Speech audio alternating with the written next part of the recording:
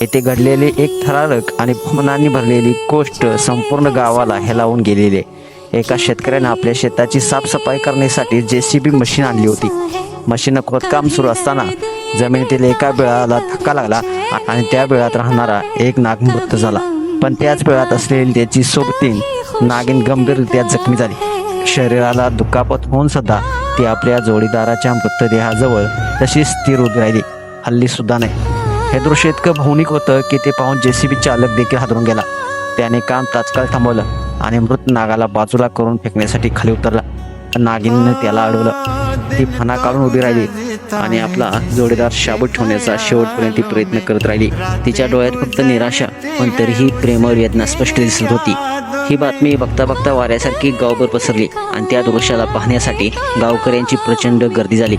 पण गर्दी असून सुद्धा काही नागिन हल्ली नाही। तिने आपल्या जोडीदाराजवळ असण्याचा संकल्प सोडला नाही। शेवटी शेतमालकाने सर्व मित्राला बोलावलं आणि नागिनीवर प्राथमिक उपचार केले आणि नंतर तिला जंगलात सोडून दिलं। पण ती वेदना, तो प्रेमाचा स्पर्श जो त्या नागिनीने मृत जोडीदारासाठी दाखवला, तो सगळ्यांच्या काळजात घर करून गेला। ही गोष्ट केवळ एक घटना नाही, एक भावनांची लाट आहे की जेथे प्राणी सुद्धा प्रेम करतात, त्याग करतात आणि दुःख अनुभवतात। अगदी माणसासारखंच कधी कधी त्याहून देखील जास्त प्रेम प्राणी देखील करू शकत असतात।